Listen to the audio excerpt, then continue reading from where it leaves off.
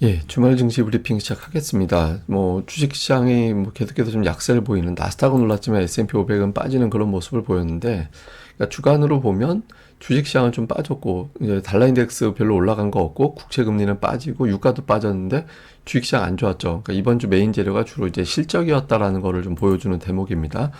실적 발표 전후에도 주가들 크게 출렁거리고 있는데, 이제 알파벳이 9.9% 빠졌고, JP모건은 좀 실적과 무관하게 내려갔죠. 그건 제가 잠시 후에 설명드릴 거고, 평가가 좋았던 아마존은 올라가고, 그래서 이번 주 주요 재료는 실적이 됐다. 이렇게 보면 되겠습니다. 근데 주말에 나왔던 재료들은 조금 다른 재료들이 섞였는데, 가장 관심을 모았던 거는 PC 물가였거든요. 그러니까 전월 대비 0.4, 근월은 0.3, 예상치 거의 비슷하게 나왔고요. 전년 대비하고 따져놓고 보면 3.4, 근원은 3.7. 그런데 이제 근원을 중요하게 보니까 계속해서 이 오렌지색으로 보고 계신 게 근원 물가인데 내려가는 추세는 유지가 되고 있잖아요. 그래서 물가 지표는 중립 정도 된다. 근데 향후에 물가가 조금 더 내려갈 수도 있겠는데 이런 데이터도 있었습니다. 이게 뭐냐면 소비하고 소득을 갖다가 이제 비교한 건데 소비는 0.7% 이제 올랐는데 소득은 0.3% 증가했잖아요. 이거는 사람들이 버는 돈보다 더 많이 쓰고 있다라는 거거든요. 더 많이 쓰고 있다라는 건 저축에서 이제 저축이 이제 계속해서 고갈이 되고 있다라는 의미가 되기 때문에 시간이 지나가면 지나갈수록 소비는 줄어들게 되거든요. 그러니까 향후에 물가가 진정될 수도 있겠다. 그러니까 이런 기대감이 있죠. 그래서 PCE 지표 자체는 좀 중립 정도, 예, 그 정도로 이제 진행이 됐고요. 근데 또 실적 같은 경우는 엇갈렸죠. 그러니까 빅테크에서 아마존 실적이 잘 나오면서 주가가 무려 6.8%, 별로 최근에 주가 안 좋았었는데 6.8%나 올라갔고, 오늘도 실적 공개한 인텔 같은 경우는 이제 9%나 이제 급등을 하는 이제 그런 모습을 보였죠. 그러니까 이런 기업들이 급등을 하면서 빅테크가 괜찮았습니다. 오늘 빅테크 종목 보면 알파벳 빼놓고는 대부분 다 어쨌든 플러스가 났거든요.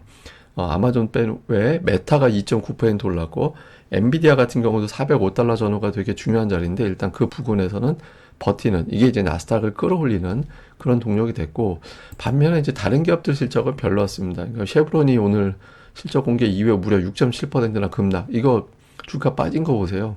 예, 어마어마하게 이제 주가가 빠지는 이제 그런 모습이 나오고 있죠. 그다음에 포드 같은 경우도 역시 실적이 아무래도 이제 파업 영향이 좀 있었으니까, 그리고 앞으로도 좀 어떻게 될지 모르겠다. 이제 좀 약간 좀 부정적인 어떤 취지의 해석이 될 수 있는 내용들이 있다 보니까 주가가 무려 12%. 이게 우리나라도 마찬가지입니다만 실적 발표 이후에 주가 반응이 너무 극에서 극으로, 예, 좀 과격해요. 그러니까 투자 심리가 그만큼 불안정하다라는 걸 보여주는 거죠. 그러다 보니까 오늘 전체로 보면 나스닥, 빅테크 이런 종목군들이 움직여서 그렇지 아마존하고 IT 이런 기업들 말고는 대부분 다 빠졌거든요. 그래서 오늘 미증시는 전반적으로는 되게 약했던 날이었다. 이렇게 보는 게 합리적일 겁니다. 그 다음에 또 투자 심리를 좀 눌렀던 건 그 이스라엘이 또 가자 지구에 지상전 확대한다 이런 어떤 보도가 나왔거든요. 이게 주말마다 자꾸 이스라엘 뉴스가 좀 세게 나와요. 예, 그러다 보니까 좀 투자들이 긴장을 했고, 특히 이제 로이터에서는 어떤 보도까지 나왔냐면 이스라엘군이 이제 기자들 안전 보장 못한다. 그러니까 이렇게 이제 또 했거든요. 굉장히 여기저기다 공격을 많이 하겠다는 얘기잖아요. 예, 그렇게 되니까 중동에서 또 무슨 일 벌어질지 모르니 좀 주식을 팔고 가자. 이런 정서들이 좀 있었던 것 같아요. 그래서 국제 유가가 이제 2.8%, 이번 주에 좀 유가가 내려갔었는데 주말에는 국제 유가가 좀 올라가는, 예, 그런 결과를 유발을 했고요. 그다음에 금 가격이 또 2,000을 넘겼습니다. 2,000달러를. 이게 장기적으로 굉장히 저항대를 보이는 위치인데 여기서 만약에 금을 더 금 가격에 밀어붙이게 되면 주식시장에 좀 안 좋은, 예, 그런 상황이 만들어질 수도 있습니다. 그래서 이제 그 금 가격이 좀 진정이 되는지, 그 정도 환경이 만들어지는지 이걸 좀 주목해 볼 필요가 있죠. 그 다음에 이제 또 하나의 어떤 이슈가 오늘 JP모건이 3.6%나 빠졌거든요. 최근에 주가 흐름이 그렇게 좋은 건 아니었습니다만 시장 영향이었고, 오늘 주가가 많이 빠진 거는 다이먼 회장 때문인 것 같아요. 그러니까 이 사람이 JP모건 주식의 860만 주를 단계적으로 처분할 거다. 그러니까 이런 보도가 나왔거든요. 그래서 물량 부담이인가 보다 이렇게 해석이 될 수도 있겠지만 좀 다른 측면도 있습니다. 이게 이 사람이 56년생이거든요. 그래서 한 70 정도 돼서 은퇴하려고 하는 거 아닌가? 그러면 현재까지 18년 정도 JP모건을 이렇게 키워왔던 사람이고, 어느 CEO도 연준을 함부로 비판하거나 우리식 표현으로 하면 깐다라고 얘기를 하죠. 그러니까 그런 식의 표현을 할 수 없다고 보통 여겨지거든. 감히 막 이런데 이 사람이 얘기하는 거는 연준 욕할 수도 있지, 뭐 비판할 수도 있지, 이 정도의 위상을 갖고 있기 때문에 월가 황제라고 불리우는 사람이잖아요. 그래서 이 사람이 은퇴하고 나서 JP 모건이 과연 지금 같은 위상을 유지할 수 있을까? 이런 어떤 의심이 든 거죠. 은퇴라고 뭐 확정된 건 아니지만. 그래서 지금 뭐 이 사람 이후의 어떤 행보에 대해서도 벌써부터 관심이 많습니다. 뭐 재무부 장관이 될 거다, 또 연준으로 들어갈 거다, 뭐 하여튼 여러 가지 이야기가 나오고 있는데, 어쨌든 금융주 오늘 약세는 다이먼 회장의 단지 저거 지분 매각이라는 이슈뿐만 아니라 저 JP 모건의 위상, 여기에 대한 걱정도 일부는 좀 영향을 줬다, 이렇게 보면 될 것 같습니다. 뭐 지표들도 좀 간단하게 보고 하면 10년물 국제금리 정도만 보면 금리가 올라서 뭐 주식시장이 내린 건 아니었어요. 그래서 뭐 근데 오늘은 이제 금리보다는 이제 실적이라든가 이제 중동 문제 이런 것들에 조금 더 시장이 반응을 했던 것 같습니다. 뭐 한국 관련된 지표들은 한국 지수 MSCI 한국 지수가 0.96% 빠졌고요.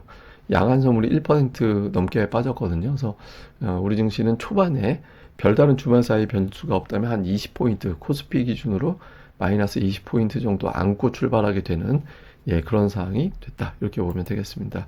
자, 오늘 이슈 정리해 보면, 일단 빅테크 실적 쇼크 이런 어떤 우려 뭐 이런 거를 좀 아마존이 진정시켜준 측면이 있거든요. 이거는 이제 상당히 좀 다행스러운 대목이고, 그다음에 이제 주말마다 자꾸 중동 정세의 불확실성이 불거져요. 그래서 주말에는 주식을 팔아야겠다, 그러다가 또 월요일이 되면 다시 채워야겠다, 그래서 이제 월요일에 미증시가 상대적으로 또 괜찮은 그런 흐름이 나왔죠.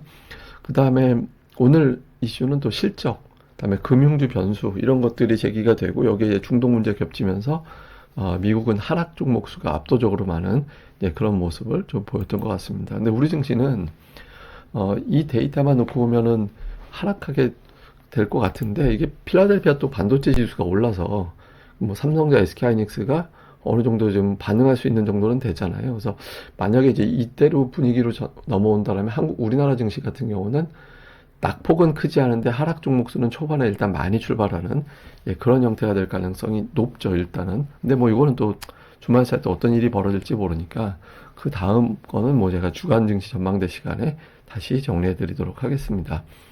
그 다음에 이거는 뭐냐면 한 100년 가까이 통계를 놓고 볼 때 그 8월부터 10월까지 연달아 3개월 하락한 사례가 몇 번 없어요. 특히 1990년 이후를 따져놓고 보면 두 번밖에 안 나왔었거든요. 1990년, 이제 2016년 두 번밖에 없었는데, 뭐 지금으로서는 거의 확정적이죠.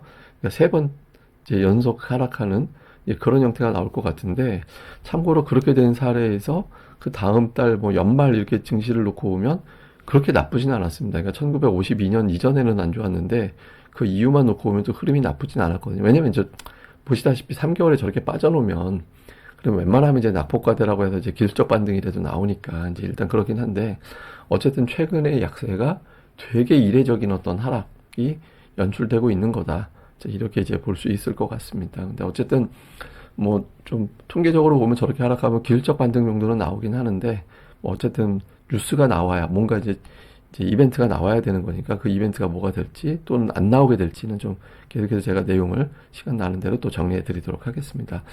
그럼 또 주말 잘 보내시고요.